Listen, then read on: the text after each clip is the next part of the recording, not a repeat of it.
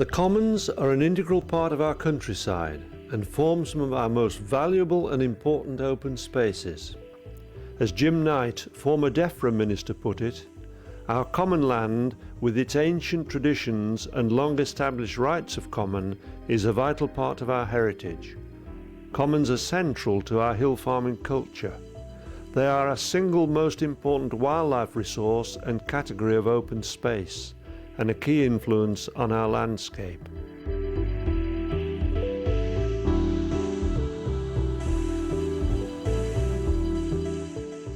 The county of Cumbria itself contains 1/3 of all the common land in England.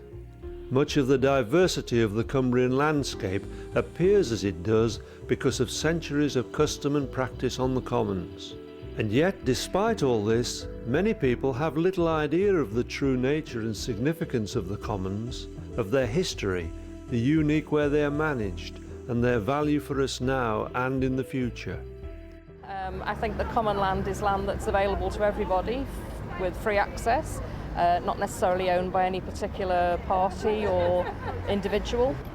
Well, I think that freemen of the city or the town used to be able to use the commons for grazing their sheep in the Middle Ages. Common land is something which is to be shared by the common people, i.e. all of us, and commoners are those people.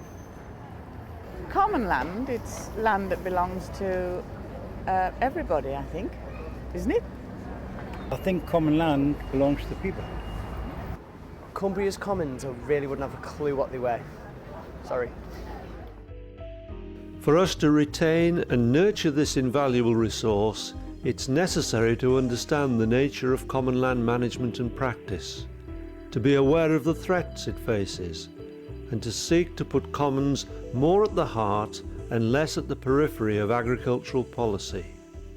Here in the Northern Lake District we can see landscape on a grand scale, landscape which attracts the attention of the public, landscape which contains tremendous environmental features and which provides access to the many urban visitors. But these are grazing commons and they're managed in a particular way.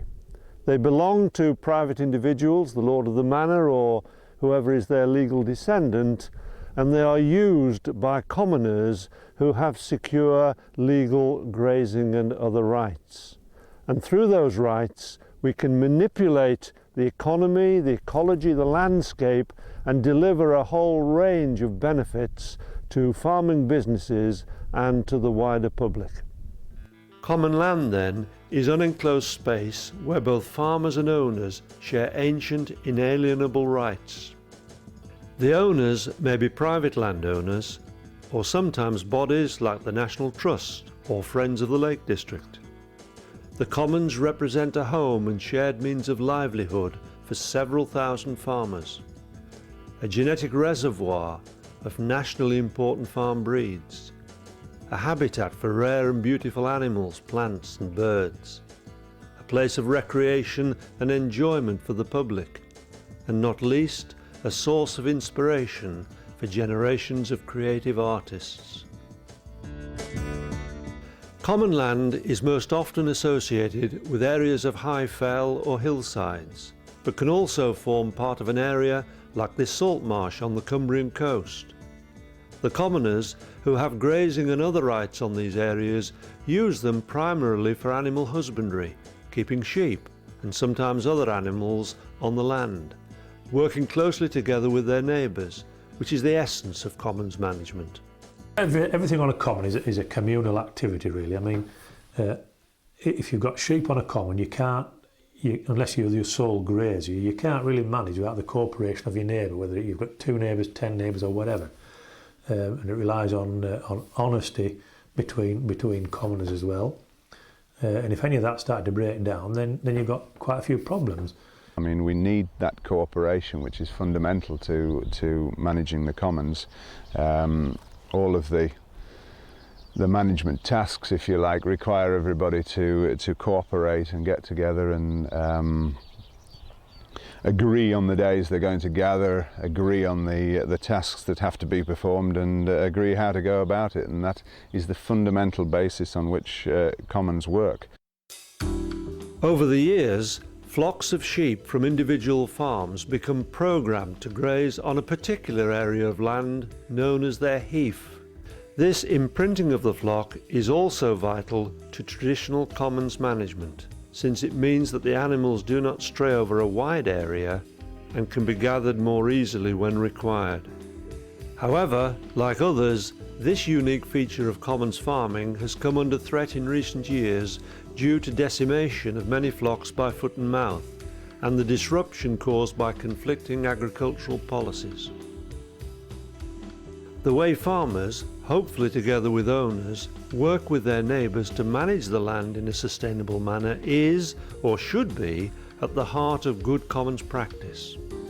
For example, keeping stock at the right numbers to ensure that the land is neither denuded nor undergrazed means that not only do the animals benefit, but the land stays unclogged by surplus vegetation. In turn, this means that native flora and fauna can thrive. Walkers can enjoy the terrain unhindered, shepherds can work efficiently, and all of us can enjoy the products of the countryside. Often overlooked is the point that without such good, sustainable management, the whole face of the countryside would change. Benefits we take for granted, the so-called public goods, like free access to open spaces and scenic diversity, would be irrevocably threatened or altered. The whole system of commons grazing involving more than one grazier managing these unfenced upland areas is absolutely vital for the continued environmental and economic, possibly the other way around, economic and environmental upkeep of these wild areas. Without this kind of communal effort, these places would fall into scrub, the bracken would increase, and the actual viability of the surrounding farms would be severely reduced. The fells themselves, if they were left completely abandoned, they'd probably soon be overgrown by scrub and small trees. So people's enjoyment for walking would be curtailed quite an extent because the view wouldn't be there. They wouldn't be as easy to get around. The enjoyment would not be the same. It's the commoners that have made the commons what they are now. It's made them, it's kept them alive, it's made them into a place that they can access. And we have to get that message across to people and make them realise that without the commons would be a completely different place and probably less interesting. An essential driving force behind the shaping and management of common land here has therefore been and remains farmers, particularly the small hill farmers with their rights of common on the fells. The commoners who work these areas represent a very special social and cultural feature of Cumbrian society, a way of life that we should be the poorer for seeing disappear. Unfortunately, the way of life, the traditions and the very existence of such people are now in question. Producing a core income from farming is a continuing struggle. Many sons and daughters of hill farmers see farming as unattractive and economically insecure. They are reluctant to consider taking over the reins from their parents, which raises the problems of imbalance between young and old in the community, as well as creating labour shortages. Numbers of commoners need to be maintained in order to ensure a viable future for cooperative working of the land. Along with this challenge to the farming community, it should be remembered, would also be the disappearance or weakening of strong breeding stock suited to their specific environment and often built up with great family pride over generations. There's a lot of older people are doing the farming now on the commons, and to me anyway, one of the biggest problems is that in say 10 years or maybe even less, this generation which are now farming the commons will not be there, and the youngsters are not there to take over the role. So the sheep that are left on the commons, the people that are farming have to cover bigger areas and have a bigger workload, but fewer resources to do that work with, which is a critical problem really.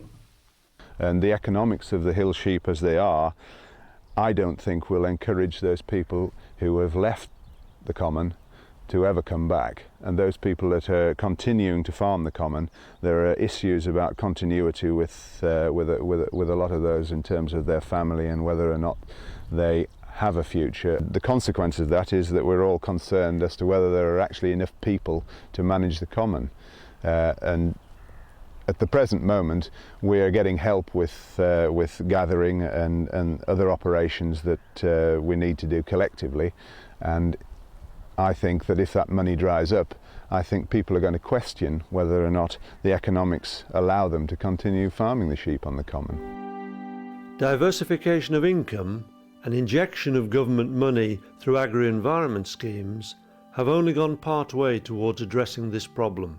In fact, payments to farmers as an incentive to changing farming practice have only muddied the waters and in some cases led to a potential worsening of the situation.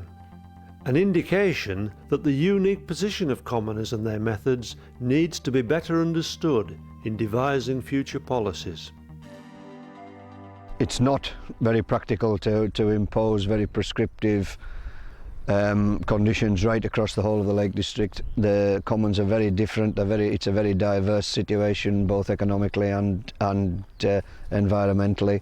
Interventions that have been applied in the past by the likes of DEFRA have caused problems, and we need to address those problems in a more integrated and cooperative, inclusive way. The management of the commons needs to be a coherent policy, and I think sometimes, recently anyway, a lot of sheep have been taken off commons, and I think it's a good thing really in the long run, because it's already changing the way the sheep react on the fell.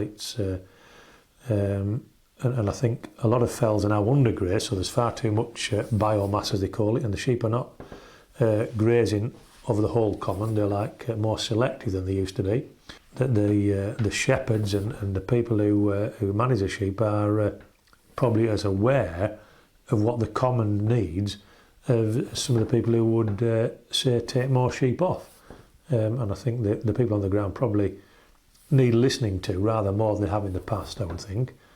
Granted, everybody has a bias to their own way of thinking, but certainly we should not go too far one way or too far the other way, really. As has already been suggested, the way in which commons are worked and managed has an impact on the delivery of public goods. Biodiversity is maintained by careful and appropriate land use.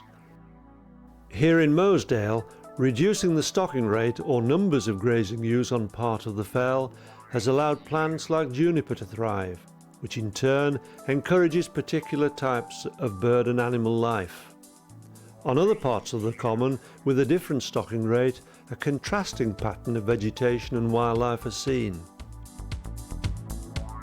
Some commons are sites of special scientific interest or have other conservation status, and bodies like Natural England or the Royal Society for the Protection of Birds have an interest in these areas in terms of conservation, landscape and land management. Such organisations tend to have specific agendas and focus upon particular issues, so it is essential that they collaborate effectively with commoners to achieve a result that benefits both nature and farmers. The common behind me now is subject to a number of designations. Most of it is a National Nature Reserve. The rest of it that isn't is SSSI. It's also in an area of outstanding natural beauty. It's a special protection area for birds, and a number of designations, and therefore it's viewed by the powers that be as an important area. But nevertheless, when it comes to farming, from our perspective, it's still a grazing resource. It's still part of our farming strategy. The continued involvement and accelerating involvement of various other regional and area stakeholders in the management of uplands, people like the Royal Society for the Protection of Birds and the National Trust themselves, the Friends of the Lake District, the Open Space Society, all these sort of organisations. Okay, they all have an interest in the way that these open areas, upland areas are managed, but it needs to be done on a less prescriptive basis than it is at the moment. Friends of the Lake District are a landscape charity, and we own an area of common land, Little Asby Common. It's quite an interesting area. We've got 10 commoners. Some are active, some aren't active, and it's an area that's very rich for a number of reasons. We've got the cultural heritage, we've got nearly 200 archaeological sites. It's very important for nature conservation. It's a site of special scientific interest and a special area of conservation.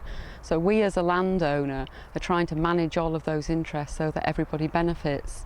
So what we want to do is we want to work with the commoners to try and ensure that the commoners can continue farming. The presence of sheep on the common is essential to the quality in terms of nature conservation, either too many sheep, not enough, or whatever, to maximise that. We're also very keen to try and ensure that the farmers can make a living, that it's practical, that there's enough stock for them to justify them going up to the common. Against that, we have to balance that against the nature conservation, against any potential damage to archaeology, and from our perspective for landscape, it's an absolutely wonderful landscape, but all of that depends on the mix of the cultural heritage and of active land management. Increasingly, the speciality products associated with these areas of Cumbria are also in demand by the public. Rough fell, Swaledale and Herdwick meat, traditionally reared under semi-natural conditions on the fell, provides an attractive alternative to the consumer and is now on sale at farmers' markets and many other outlets. Wool products also form part of the craft industry of the region. Artists, sculptors and craftspeople, stimulated by the landscape, create works that give both aesthetic enjoyment and a boost to the local economy. Over and above these positive public benefits are those that are perhaps taken most for granted.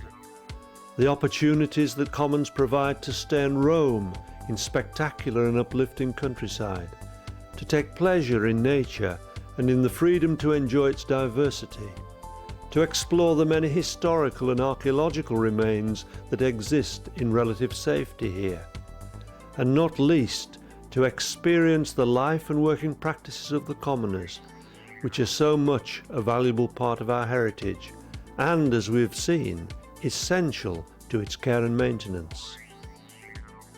If this outstanding resource is to be appropriately managed, commoners, landowners and interested agencies must all appreciate the need for informed decision-making and cooperation. A nationally acclaimed example of good practice in cooperation to ensure effective land management has been taking place for some years on Crosby Fell. On these 5,000 acres of internationally important common land, designated a European Special Area of Conservation, commoners have worked with the landowner on the first common stewardship scheme in the UK. The most important aspect of the management of this particular common, Crosby Ravensworth Common, was the collaboration between the landlord and the graziers. We had the advantage here in that the common already had an active graziers association as a result of the motorway cutting through the common in 1969. This was absolutely vital when we came to discuss the management of the common and the attempt to try and restore the habitat which had been virtually destroyed by overgrazing over the last 30 or 40 years.